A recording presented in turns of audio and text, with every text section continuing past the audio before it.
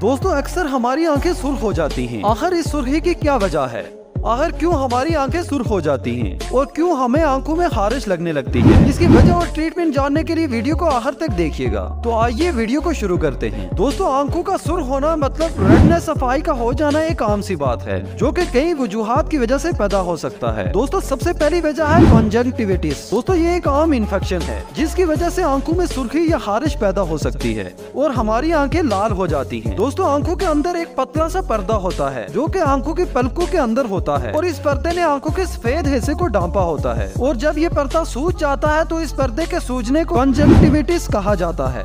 दोस्तों कंजंक्टिविटिस की अलामात में सुर्खी, खारिश, आंखों से पानी आना और रोशनी की हसासियत शामिल हैं। दोस्तों ये वायरस जरासीम या धुएं से पैदा हो सकता है। दोस्तों आंखों की रेडनेस की दूसरी बड़ी वजह एलर्जी है। दोस्तों इसका मतलब ये है कि जब आप किसी ऐसी चीज के कांटेक्ट में आते हैं जिसका आपको एलर्जी होती है तो आपकी आंखों की हसासियत बढ़ जाती है और आपकी आंखों में जलन, सुर्खी या खारिश वगैरह जैसी अलामत नुमाया हो सकती है। दोस्तों एलर्जी की वजूहात में पोलन, जानवरों के बाल और डस्ट पार्टिकल वगैरह शामिल है। दोस्तों तीसरे नंबर पर आता है आई स्ट्रेन। दोस्तों आई स्ट्रेन को कंप्यूटर विजन सिंड्रोम भी कहा जाता है। जब हम बहुत देर तक इलेक्ट्रॉनिक डिवाइसेस जैसा कि कंप्यूटर, लैपटॉप या मोबाइल के सामने बैठे रहते हैं तब हमारी आंखें थक जाती हैं और सुर्ख हो जाती हैं और इस कंडीशन को आई स्ट्रेन कहा जाता है। दोस्तों इलेक्ट्रॉनिक डिवाइसेस ब्लू लाइट खारिज करती हैं जिसकी वजह से हमारी आंख की रेटिंग डैमेज हो जाती है और हम स्ट्रेन आई का शिकार हो जाते हैं और ये दरअसल इसलिए है कि ब्लू लाइट दूसरे रंगों से कम वेवलेंथ का रंग होता है और आंखों में गहराई तक दाखिल हो जाता है जिससे हमारी आंखों का रेटिना खराब हो जाता है और आंखों में सुर्खी आ जाती है। दोस्तों ये थी रेडनेस सफाई की वजूहात। तो चलिए अब जानते हैं कि इसकी ट्रीटमेंट क्या है। दोस्तों सबसे पहले कंजंक्टिविटिस की ट्रीटमेंट के बारे में जानते हैं। दोस्तों इसका तो कोई खास इलाज नहीं होता। दोस्तों आमतौर पर ये 1 से 2 हफ्तों के अंदर खुद ब खुद खत्म हो जाता है। दोस्तों इसके सिम्टम को कम करने के लिए आप आर्टिफिशियल टीयर ड्रॉप का इस्तेमाल कर सकते हैं ताकि आंखें नम रहें और कोल्ड कंप्रेसेस का इस्तेमाल करें ताकि सूजन और सुर्खी कम हो सके।